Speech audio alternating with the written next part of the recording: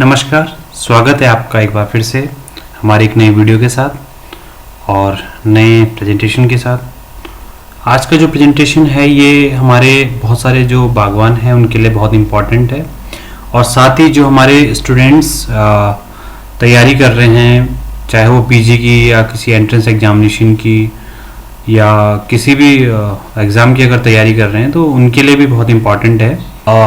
तो आज का हमारा जो टॉपिक है वो है पॉलिनेशन मैनेजमेंट इन एप्पल, सेब में परागण प्रबंधन। एक्चुअली जो सेब है इसमें परागण प्रबंधन अपने आप में एक बहुत महत्वपूर्ण विषय है और बहुत सारे जो हमारे बागवान होते हैं वो इसके बारे में नहीं जान पाते हैं कि आखिर कहाँ पर इनके ऊपर। तो इस पे हम लोग चर्चा करेंगे। बहुत सारे हमारे मेथड्स हैं, बहुत सारे हमारी जो वैरायटीज़ हैं पॉलिनेजर वैरायटीज़, वो कौन कौन सी वैरायटीज़ इस पे हम लोग चर्चा करेंगे, या कौन कौन से डिफरेंट टेक्निक्स हैं जो जिनसे हम पॉलिनेशन जो है सेब में उसको हम उचित प्रबंधन कर सकते हैं, उसका मैनेजमेंट कर सकते हैं करेंगे। तो ये सभी लोग जानते हैं कि जो सेब है वो रोजेसी फैमिली से बिलोंग करता है और इसकी जो सब फैमिली पोमाइडी है और इसका जो ओरिजिन है वो साउथ वेस्टर्न एशिया है। जनरली वैसे जो एप्पल की जो मेन वेराइटीज़ हैं डेलिशियस वेराइटीज, ये 1600 से 2800 मीटर एबव मीन सी लेवल पे आराम से उगा सकते हैं। लेकिन अब बहुत सारी ऐसी वेराइटीज़ हो गई हैं जो लो चिलिंग वेराइटीज़ हैं, उनको हम लो हाइट पे वैलीज़ में, प्लेन्स में, इनमें भी हम उनको उगा सकते हैं। चिलिंग रिक्वायरमेंट की हम लोग बात करें तो 1000 से 16 आवर्स एट और below 7 degree centigrade. 7 degree centigrade एक क्रिटिकल टेम्परेचर होता है, या 45 डिग्री फ़ारेनहाइट। इसको ये मिनिमम टेम्परेचर और इससे कम का तापमान हमें एक निश्चित अवधि के लिए, एक ड्यूरेशन के लिए ये मिलना बहुत ज़रूरी है। तो उसको चिली रिक्वायरमेंट कहते हैं। तो हर वेराइटी के लिए अलग अलग है। जैसे डेलिशियस के लिए 1000 से 1600 है, वैसे इस पर के लिए अलग है। और वैसे हमारे जो लो चिलिंग वेराइटीज है, जैसे अन्ना है, ट्रॉपिकल ब्यूटी है, विंटर बनाना है, उनकी 350 घंटे है। अगर हम एप्पल की बात करें इंडिया में, तो एप्पल इस समय एरिया लगभग 2.64 लाख हेक्टेयर का है, जो केवल 5% है टोटल फ्रूट्स का, और प्रोडक्शन अभी 20.2 लाख टन है, जो 3.2% ऑफ टोटल फ्रूट्स का है। प्रोडक्टिविटी बहुत कम है। अगर हम वर्ल्ड की प्रोडक्टिविटी की बात करें तो उसमें हमारे जो इंडिया की प्रोडक्टिविटी है वो बहुत कम है, 7.6 टन्स पर हेक्टेयर। और इंडिया में अभी जम्मू कश्मीर, हिमाचल प्रदेश, उत्तराखंड और अरुणाचल, ये 4 स्टेट्स हैं जहां पर एप्पल उगाया जाता है। सबसे ज़्यादा जम्मू कश्मीर में उगाया जाता है। और उत्तराखंड की हम लोग बात करें तो केवल 12% ही टोटल एप्पल का इंडिया का यहाँ पे होता है, और प्रोडक्टिविटी भी काफ़ी कम है। इंडिया की ऑलमोस्ट 8% है, लेकिन जो उत्तराखंड की है वो 4 टन्स पर हेक्टेयर। और ये भी इंडिया की प्रोडक्टिविटी जैसे हमने बताया 7.6 है, जो बहुत कम है वर्ल्ड प्रोडक्टिविटी से। और बहुत सारे इसके फैक्टर्स हैं, चाहे expansion of apple cultivation to margin area, monoculture of delicious variety. Maximum जो वेराइटीज हैं वो डेलिशियस ही हैं, चाहे वो रेड डेलिशियस है, रॉयल डेलिशियस है, सबसे ज़्यादा यही वेराइटीज लगाई जाती हैं। और जिसमें पॉलिनेशन भी प्रॉपर नहीं हो पाता है ड्यू टू इनएडिक्वेट पॉलिनाइजर और पॉलिनेटर्स। हम बहुत अच्छी पॉलिनाइजर वेराइटीज़ का नहीं उसमें अपने ऑर्चर्ड में लगाते हैं, या पॉलिनेटर्स में मधुमक्खी के बक्से भी नहीं रखते, बीहाइव्स नहीं रखते हैं। और डिक्लाइनिंग स्टैंडर्ड ऑर्चर्ड मैनेजमेंट का भी एक प्रॉपर स्टैंडर्ड नहीं है। Prevalence of disease and paste, ये बहुत इंपॉर्टेंट है। बहुत सारी डिजीज और जो इंसेक्ट पेस्ट होते हैं उनका हम लोग प्रॉपर उनका मैनेजमेंट या कंट्रोल नहीं कर पाते हैं। और लास्ट है मेजर क्लाइमेटिक शिफ्ट। ये बहुत इंपॉर्टेंट है क्योंकि ग्लोबल वार्मिंग या जो क्लाइमेटिक शिफ्ट है, धीरे धीरे जो लो टेम्परेचर है वो उतना नहीं मिल पाता है, या जो बर्फ़ है, जो स्नो है वो नहीं मिल पाता है। तो उसकी वजह से हमारी जो हाई चिलिंग वेराइटीज़ हैं, चाहे वो डेलिशियस हैं, एस्पर वेराइटीज़ हैं, उनको प्रॉपर चिलिंग रिक्वायरमेंट नहीं मिलने की वजह से उनमें प्रॉपर फिजियोलॉजी नहीं हो पाती है, प्रॉपर उसका डॉर्मेंसी ब्रेक नहीं हो पाती है, और उसमें फ्रूट सेट और अच्छी फ्रूट क्वालिटी नहीं हो पाती। इस वजह से प्रोडक्टिविटी कम हो रही है। अब जैसे हम लोगों ने बताया कि पॉलिनेशन एक इम्पॉर्टेंट फैक्टर है, और this is an essential prerequisite for successful fertilization and subsequent fruit setting.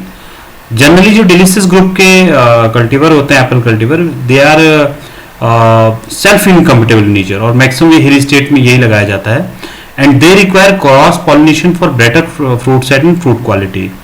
और in the old orchard 70% of apple plantation have pollinizer below 10%. 10% भी पॉलिनाइजर नहीं है. And orchardist have a tendency to plant only 5 to 10% of pollinizing variety. तो जो हमारे delicious varieties हैं खासकर जो लगाए जाते हैं, उनमें एक तो सेल्फ इनकम्पेटिबिलिटी की मैं आप बात बता दूं कि सेल्फ इनकम्पेटिबिलिटी दो प्रकार की होती है, गैमेटोफिटिक और स्पोरोफिटिक. तो एप्पल में गैमेट्स की वजह से गैमेटोफिटिक सेल्फ इनकम्पेटिबिलिटी होती है. तो इसमें मतलब दूसरा प्लांट का पॉलन चाहिए होता है, यानी कि जो दूसरी वैरायटी है पॉलिनाइजर वैरायटी, जैसे गोल्डन की हम बात करते हैं, रेड गोल्ड की बात करते हैं, टिडमन अर्ली वर्सेस्टर की बात करते हैं, या वाइल्ड क्रैप्स की बात करते हैं, इनके पॉलिनाइजर इनके पॉलन चाहिए पॉलिनेशन के लिए, परागण के लिए. और वो भी पराग जब मधुमक्खी के सहायता से वो पराग एक फूल से दूसरे फूल की तरफ जाते हैं, तो तभी पॉलिनेशन हो पाता है. So the overcome the problem of self incompatibility in delicious varieties of apple, adequate number of pollinizer. एक तो pollinizer adequate होने चाहिए, और दूसरा जो है placement of beehives, ये important है कि भाई कितना हमें beehives रखने चाहिए. So in order to ensure consistency, better yield and quality of delicious apple, there is an urgent need to have a fresh look of new pollinizer, their flowering habits and placement system. हमें अगर pollinizer अच्छे number में लगाना पड़ेगा और बीहाइव्स का एक proper placement चाहिए होगा, तो एक तो हमें कुछ पॉलिनाइजर के ऊपर स्टडी करनी पड़ेगी, उनकी फ्लावरिंग हैबिट्स के ऊपर, और उनके प्लेसमेंट सिस्टम की कौन सा मेथड है जिसमें हम लोग ये कर सकते हैं.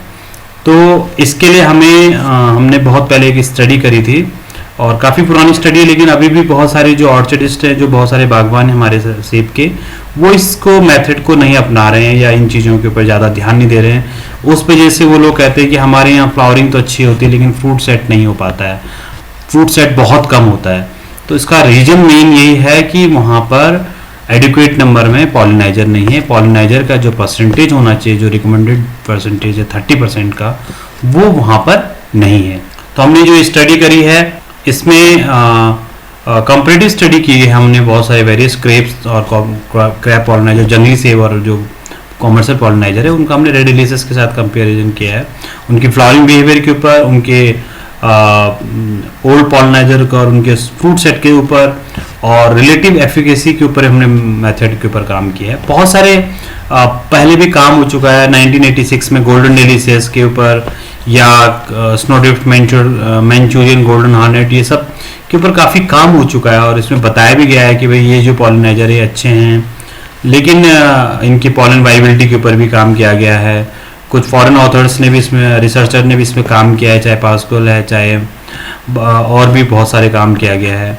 इसके अलावा पॉलिनाइजर के रोल के ऊपर भी बहुत सारा काम हुआ है कि गोल्डन डिलीशियस है, रेड गोल्ड है. प्लेसमेंट ऑफ बीहाइव्स या रोल ऑफ पॉलिनेटर्स, इसके ऊपर भी बहुत काम हुआ है, और इसमें बताया गया है कि अगर एप्पल ऑर्चर्ड में लेस देन 10% पॉलिनाइजर है, अगर 10% से भी कम आपके पास पॉलिनाइजर वेराइटीज हैं, तो कम से कम 6 से 8 बीहाइव्स पर हेक्टेयर हमारे पास मधुमक्खी के बक्से होने चाहिए, 6 से 8 पर हेक्टेयर. और अगर आपके पास 33% पॉलिनाइजर है, तो फिर बीहाइव्स की संख्या हम 2 से 3 बीहाइव्स मधुमक्खी के जो बक्से हैं वो सफिशिएंट होते हैं. इस प्रकार के बहुत सारे काम हुए हैं, चाहे वो पॉलिनाइजर के ऊपर, पॉलिनेटर्स के ऊपर, और इनका इम्पोर्टेंस बताई गई है कि भाई आपके अगर पास पॉलिनाइजर हैं तो पॉलिनाइजर इतना % होना चाहिए, इतना लगाना चाहिए.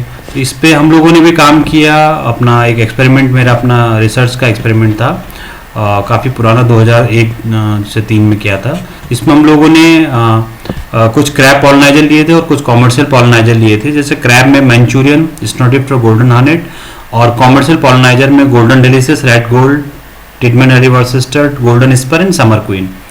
तो ये सारे पॉलिनाइजर थे, और 3 हमने क्रैप लिए थे और 5 हमारे अदर. तो टोटल 8 पॉलिनाइजर वेराइटीज हमने लिए थे, जिसमें मंचूरियन, स्नोड्रिफ्ट, गोल्डन हॉर्नेट तो क्रैप थे, और बाकी हमारे कॉमर्शियल हैं, चाहे गोल्डन डिलीशियस है या रेड गोल्ड है, इसको कॉमर्शियल यूज़ किया जाता है. गोल्डन स्पर है, समर क्वीन है, बहुत छोटा सा फ्रूट होता है, लेकिन अच्छे पॉलिनाइजर में ये आते हैं. इसमें हम लोगों ने डिज़ाइन किया गया था, और इसमें हैंड पॉलिनेशन में हमने किया था रेडिलिसिस के साथ, और 8 तो डिफरेंट पॉलिनाइजर और रेडिलिसिस को भी इसमें क्रॉस किया गया था। तो हैंड पॉलिनेशन एक मेथड होता है जिसमें एमेस्कुलेशन किया जाता है। पहले मेल को हमें रिमूव करना पड़ता है। एमेस्कुलेशन का मतलब एक मेथड होता है जिसमें मेल पार्ट को हटा देते हैं, स्टेमन को हटा देते हैं, और उसके बाद उसकी बैगिंग की जाती है, और उसके बाद उसमें ब्रश के हेल्प से उसमें दूसरे पॉलिनाइजर वेराइटी का पॉलिन लेके उसमें पॉलिन फर्टिलाइजेशन किया जाता है, पॉलिनेशन किया जाता है। तो ये एक मेथड है और थोड़ा सा टाइम टेकिंग है, लेकिन ज़्यादा मैन पावर लगती है। लेकिन जो ये मेथड है टॉप वर्किंग, ये बहुत अच्छा मेथड है। और इसमें क्या करते हैं कि जैसे ये हैंड पॉलिनेशन, इसमें तो क्या हुआ था कि इसमें थोड़ा सा वर्क, थोड़ा टीडियस जॉब है, क्योंकि एक एक फ्लावर को आपको निकालना है, उसमें मेल को रिमूव करना है, फिर आपको पॉलन डालना है। लेकिन जो टॉप वर्किंग मेथड है, इसमें एंटायर पेरिफेरी को हम क्या करते हैं, ग्राफ्ट करते हैं 3 से 4 टर्सरी ब्रांचेस को लेके। और इसमें आप देख सकते हैं कि जो पॉलिनाइजर वेराइटीज हैं वो हमने इसमें, ये रेड से सर्कल हमने कर रखा है कि इसमें टॉप वर्क किया गया है। टॉप वर्क भी किससे किया है, जो पॉलिनाइजर वेराइटीज हैं उनको पेड़ों के जो मेन जो हमारा डेलिसिस वेराइटी है, जो मेन हमारा कॉमर्शियल वेराइटी है, उसको हमने चारों तरफ से इस प्रकार से 4 अलग अलग ब्रांच लेके उसको ग्राफ्ट कर दिया है। और ग्राफ्ट करने के बाद इसके बाद इसमें फ्लावरिंग क्योंकि सिंक्रोनाइज होगी जो पॉलिनाइजर वेराइटीज हैं, तो इसमें फ्रूट सेट हो सकता है। तो ये एक मेथड है।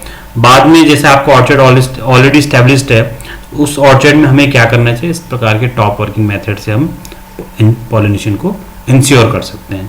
तो ये एक अच्छा मेथड ऑब्जर्व किया गया है हमारे स्टडी में। तो इसमें बहुत सारे बागवान हैं जो कर रहे हैं इसको अभी मेथड को, कि हमारी जो नॉर्मल डेलिसिस वेराइटी जिनके यहाँ फ्रूट सेट की प्रॉब्लम आती है, वो लोग टॉप वर्किंग को कर रहे हैं, अडॉप्ट कर रहे हैं, और इस प्रकार से ग्राफ्ट कर देते हैं। जो भी पॉलिनाइजर वेराइटीज हैं उसको हम पूरे पेड़ों के चारों तरफ इसमें ग्राफ्ट कर देते हैं, और ग्राफ्ट करने के बाद उसमें फ्लावरिंग को स्टडी करते हैं और इसमें पॉलिनेशन हो जाता है। तीसरा मेथड है ये बुके प्लेसमेंट। जैसे नाम से आपको लग रहा है बुके मतलब गुलदस्ता, और उसको प्लेस किया जाता है, एक हैंग किया जाता है चारों तरफ इसमें। और इसको जो फ्लावरिंग ब्रांचेज हैं हमारे, जितने भी हमारे पॉलिनाइजर वेराइटीज हैं, सबको हमने फ्लावरिंग ब्रांचेस को हमने लिया, उसमें ट्विक्स को लिया, फ्लावर, और फ्लावर अनओपन होना चाहिए, डेhiscence हो लेकिन एज वेल एज अनओपन, ठीक है। तो उन फ्लावर्स को हम क्या करते हैं, the branches for bouquet preparation were cut only when the king flower open. जब हमारा मेन फ्लावर, जब मेन कल्टीवर का जो किंग फ्लावर ओपन हो जाए, तभी हम इसको बुके प्लेसमेंट करते हैं। तो थोड़ा सा टाइम टेकिंग है और थोड़ा वॉच करना पड़ता है टाइमली, लेकिन इस प्रकार से हम पॉलिथीन में जैसे पानी भर दिया और फिर उसको क्या कर दिया हमने, गुलदस्ते मेथड से उसको हैंग करके पेड़ों के चारों तरफ हम लगा देते हैं। तो ये मेथड काफ़ी अडॉप्ट किया गया है, बहुत सारे फार्मर्स को कर रहे हैं, और काफ़ी आसान भी है क्योंकि फ्लावरिंग के टाइम में हम इसको कर सकते हैं। जिनके यहाँ पे पॉलिनाइजर की प्रॉब्लम है, पॉलिनेशन प्रॉपर नहीं हो पा रहा है, फ्रूट सेट प्रॉपर नहीं हो पा रहा है, तो वो लोग इस प्रकार के मेथड, जो बुके प्लेसमेंट मेथड है, गुलदस्ता विधि है, उसको अपना सकते हैं और अपने पेड़ों के चारों तरफ इस प्रकार के पॉलिनाइजर वेराइटीज को हैंग कर सकते हैं और पॉलिनेशन को इंश्योर कर सकते हैं। तो ये जो मेथड है ये काफ़ी ज़्यादा फेमस हुआ है, और खासकर जो पुराने बागवान हैं जिनके यहाँ पे पॉलिनाइजर वेराइटीज नहीं है, वो इस मेथड को अपना सकते हैं। इस प्रकार से हैंग करना पड़ेगा, पॉलिथीन में पानी भरना पड़ेगा, और थोड़ा वॉच करना पड़ता है टाइम टू टाइम, मतलब अलग अलग टाइम में लेके, और आप देखना पड़ता है कि भाई फ्लावर मुरझाए तो नहीं है, उसमें पॉलन है कि नहीं है, डेhiscence हो गया कि नहीं हो गया, पूरी तरह से ओपन तो नहीं हो गए ब्लॉसम। तो ये सब चीज़ें इसमें बुके प्लेसमेंट मेथड में देखा जाता है। तो काफ़ी फेमस है, और बहुत ज़्यादा इसको अडॉप्ट कर रहे हैं टेक्नोलॉजी को, और अच्छे रिजल्ट्स इसमें मिले हैं सामने। तो आप इसको भी कर सकते हैं। इसमें हम लोगों ने बहुत सारे ऑब्जर्वेशंस लिए, चाहे फ्लावरिंग स्टडीज है, पॉलिन स्टडीज है, पॉलिनेशन स्टडीज है, ये सब हमने लिए। और बहुत सारे हमें इसका, जैसे हमने फ्लावरिंग बिहेवियर और फ्लावरिंग का हमने पॉलिनाइजर कल्टीवर्स को डेलिसिस के साथ देखा, तो हमने देखा कि देखिए जिसका इनिशिएशन में जो फ्लावरिंग है वो 22-23 मार्च से स्टार्ट होता है, 20 से 22 मार्च के आसपास। और आप देख सकते हैं कि 20-22 मार्च से 25 मार्च, 30 मार्च हमारे गोल्डन में, लेकिन जो रेड डेलिसिस है उसमें 2 अप्रैल के आसपास होता है। और जो पीक फ्लावरिंग है वो 6 से 8 अप्रैल, और जो एंड ऑफ फ्लावरिंग है वो 15, 16 और 17 अप्रैल के आसपास सभी में लगभग एंड ऑफ फ्लावरिंग जो है वो 16-17 अप्रैल के आसपास होता है। ये ड्यूरेशन चेंज हो सकता है, डिपेंड करता है क्लाइमेट के ऊपर। ड्यूरेशन की बात हम करें तो ये मंचूरियन में देखिए लगभग एक महीने का 27 to 29 डेज तक का एक फ्लावरिंग टाइम रहता है। तो ये बहुत लंबा पीरियड होता है, जिसकी वजह से ये सारे वेराइटीज के साथ सिंक्रोनाइज हो जाता है इसकी फ्लावरिंग की। और रेडिलेसिस में आप देखिए 2 अप्रैल से स्टार्ट हुआ और 16 अप्रैल को खत्म हुआ। और जबकि मंचूरियन और स्नोड्रिफ्ट और गोल्डन हार्नेट में 20-22 मार्च से स्टार्ट होके लगभग 16-17 अप्रैल के आसपास तक इसमें फ्लावरिंग। तो फ्लावरिंग की हम लोग बात करें तो काफ़ी अच्छा सिंक्रोनाइज कर रहा है। और इस स्लाइड में आप अच्छी तरह देख सकते हैं कि देखिए जो हमारा ये ब्लू लाइन है मंचूरियन का है, रेड हमारा स्नोड्रिफ्ट का है और ये रेड डिलीशियस का है। इसके अलावा आप देख सकते हैं कि रेड डिलीशियस की जैसे स्टार्टिंग टाइम मैंने बताया कि 5 अप्रैल के आसपास है। तो मंचूरियन, स्नोड्रिफ्ट, गोल्डन हार्नेट, गोल्डन डिलीशियस और ये सब वैरायटी जो हैं, गोल्डन स्पर, ये सिंक्रोनाइज हो रहा है मैक्सिमम रेड डिलीशियस के साथ, इसका स्टार्टिंग और एंड पॉइंट। इसके अलावा समर क्वीन भी। लेकिन जो रेड गोल्ड और ट्रीटमेंट अर्ली वर्सिस्टर है, ये इसकी फ्लावरिंग सिंक्रोनाइज नहीं हो रही है। लेकिन आपके जितने भी ये वाइल्ड क्रैब और plus golden delicious red gold, ये प्रॉपर इसके साथ सिंक्रोनाइज हो रहा है। तो ये हम देख सकते हैं कि अगर इनकी फ्लावरिंग ड्यूरेशन की हम बात करें तो मंचूरियन, स्नोड्रिफ्ट और गोल्डन हार्नेट बहुत अच्छे पॉलिनाइजर वेराइटीज हैं, वाइल्ड क्रैब एप्पल्स हैं, जो सारे वेराइटीज के साथ मैक्सिमम, क्योंकि इनका जो ड्यूरेशन होता है फूलों का अवधि वो लगभग 1 महीना होता है, इस वजह से ये सबके साथ सिंक्रोनाइज कर सकते हैं और मैक्सिमम पॉलन हमारे कॉमर्शियल कल्टीवर्स को दे सकते हैं। तो इसलिए फ्लावरिंग बिहेवियर की हम बात करें या ड्यूरेशन की बात करें तो ये बेस्ट पॉलिनाइजर हैं। और साथ साथ समर क्वीन भी रेड डिलीशियस के साथ अच्छा सिंक्रोनाइज कर रहा है। तो इस टेबल में ये ग्राफ के साथ हम इजीली हम इसको देख सकते हैं कि सिंक्रोनाइजेशन कितना अच्छा है, पूरा कवर हो रहा है। तो इसके अलावा नंबर ऑफ फ्लावर्स पर मीटर ब्रांच भी देखिए मंचूरियन में काफ़ी ज़्यादा है, मंचूरियन में भी, स्नोड्रिफ्ट में भी, या गोल्डन डिलीशियस में भी काफ़ी अच्छा है। देखिए मंचूरियन में 150 के आसपास है, 150 more than 150 number of flowers है, जबकि रेड डिलीशियस में केवल 91 है। इसके अलावा स्नोड्रिफ्ट में भी है, गोल्डन डिलीशियस में भी काफ़ी अच्छा है ना। नंबर ऑफ फ्लावर्स पर इस पर भी काफ़ी अच्छा है, नंबर ऑफ स्टेमन भी बहुत अच्छा है। तो नंबर ऑफ स्टेमन 21 से ज़्यादा है। इसके अलावा ब्लूम डेंसिटी भी बहुत अच्छी है इसमें, स्नोड्रिफ्ट में भी और मंचूरियन में भी, जबकि इनमें थोड़ा सा कम है और रेड डिलीशियस में बहुत कम है। तो ये सब चीज़ें जितनी भी हमारे फ्लावर एट्रीब्यूट्स हैं, फ्लोरल एट्रीब्यूट्स, इस पर हम डिस्कस कर सकते हैं और काफ़ी अच्छा इसके हुआ है। इसके अलावा पॉलन वाइबिलिटी और पॉलन जर्मिनेशन, इसमें आप देख सकते हैं कि स्नोड्रिफ्ट का और मंचूरियन इनका काफ़ी अच्छा है, मोर देन 90% है, 95% तक स्नोड्रिफ्ट में, 93% मंचूरियन में है। इसके अलावा गोल्डन में भी अच्छा है, गोल्डन डिलीशियस में भी अच्छा है। तो पॉलन वाइबिलिटी की हम बात करें तो इनमें क्रैब में हाईएस्ट है, पॉलन जर्मिनेशन में इनमें अच्छा है।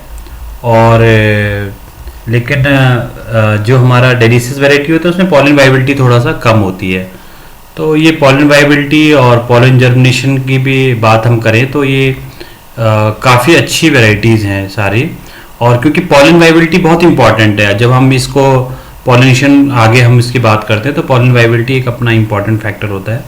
ये फ्रूट सेट की बात, हमें इनिशियल फ्रूट सेट की हम बात करते हैं, इसमें हमने फ्रूट सेट जो रिकॉर्ड किया वो 100 पर बेसिस पे किया है। और इसमें आप देख सकते हैं कि जो हैंड पॉलिनेशन है, जो थोड़ा सा टीडियस जॉब है, उसमें 57% मंचूरियन के साथ इसमें हाईएस्ट है।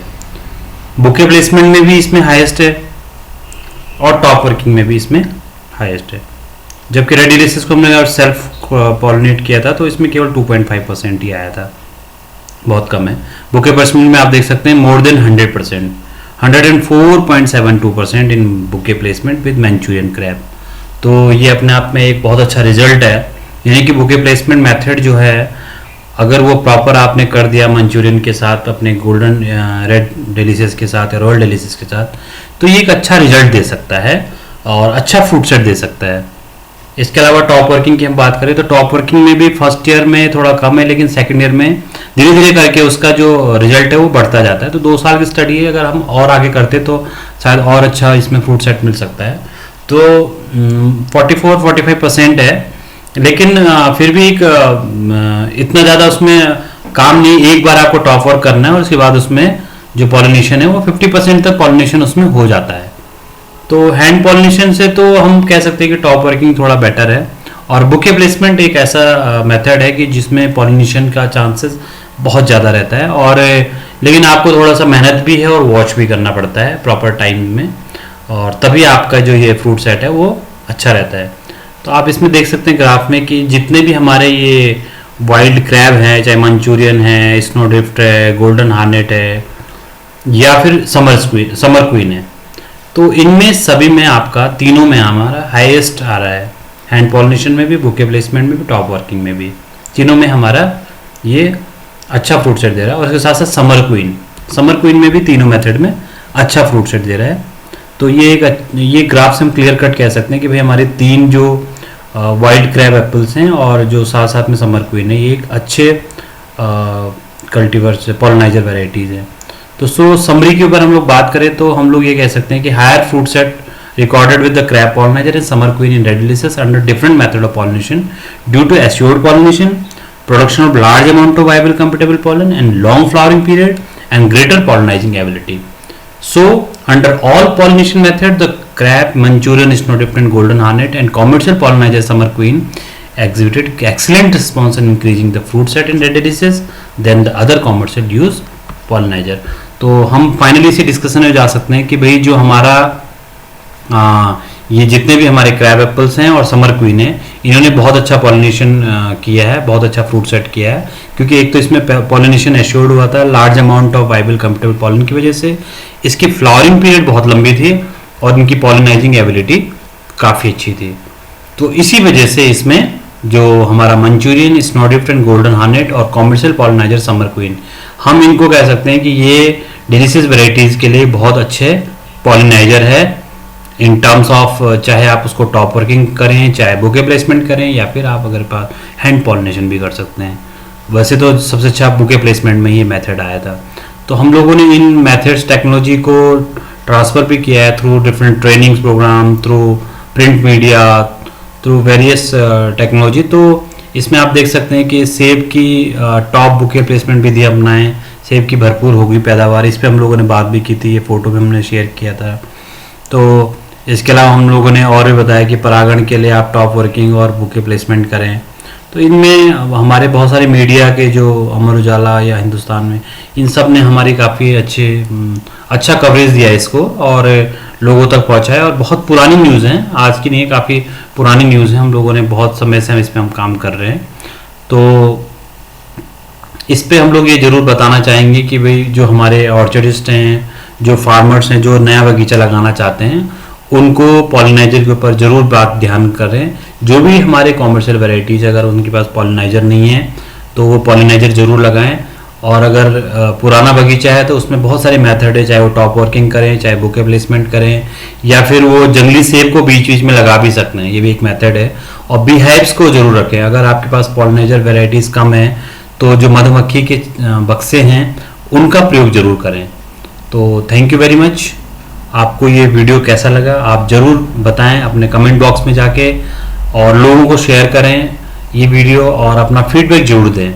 लाइक करें, कमेंट करें, शेयर करें और इस चैनल को सब्सक्राइब करना न भूलें।